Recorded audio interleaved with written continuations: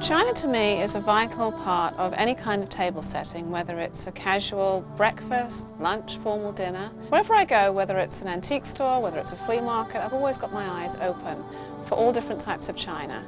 Despite China's elegant and delicate appearance, Rachel considers it extremely practical. Now one could say, why China? Why not nice, thick, sturdy mug that probably has a slightly longer life and certainly could be, put through the dishwasher with a lot more ease. For me, the reason I use bone china is you can just find so much of it, so why not have something that's fine and delicate and lovely? To me, it's just, there's no comparison having a cup of tea out of a fine bone china cup as a big, thick mug.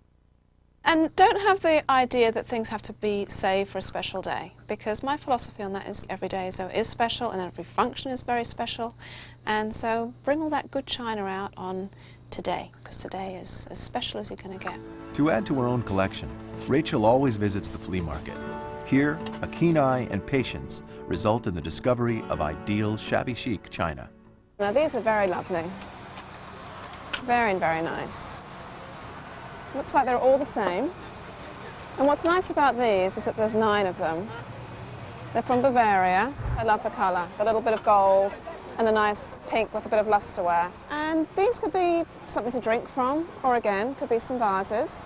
What I like about this plate, other than the fact that it's pink, of course, and we can just mismatch this in with every other kind of plate that we have, but this to me just looks like it's had a very fine watercolour just brushed through it.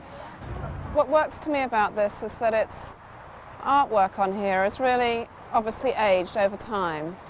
Probably when this was first done it would have been a little too bright for my interest, but the fact that it's kind of worn away in places is what makes it shabby and chic.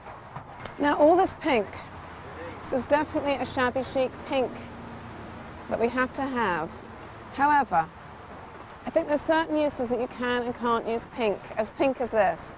I would never actually use this for any kind of roast, for example. I wouldn't use it for any kind of dinner. What cries out for me with this is to have like some yummy cookies or fruit or some yummy cakes. Other favorite shopping spots are antique stores, like the Antique Mall in Agora, California.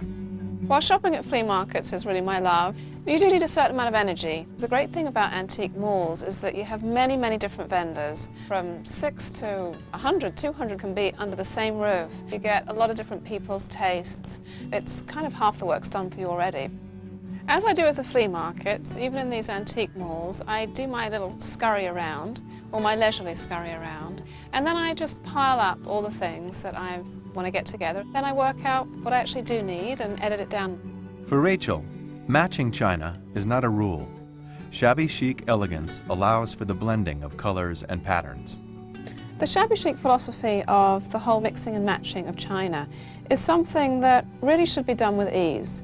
It's just really an acceptance that you don't need to have everything that matches, and it comes in handy when you break a few cups and saucers and you don't have to think, oh my God, now I don't have an 8-piece set anymore. As long as there's some thread of a theme, whether it's colour or maybe in the case here, because there's so much yummy different floral things. I think floral will be my theme, but it definitely doesn't need to all be pink, like this green cup. If I then mix that with, say, for example, a nice floral pink cup, it still has a bit of gold going on, so it does make some sense, and it tells a story.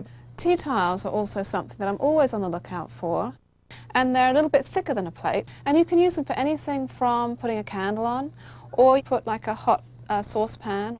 The other things that I also try and do when I'm putting together a table is do a whole idea of having individual things for my guests, or even my kids, or even myself. For example, these little guys.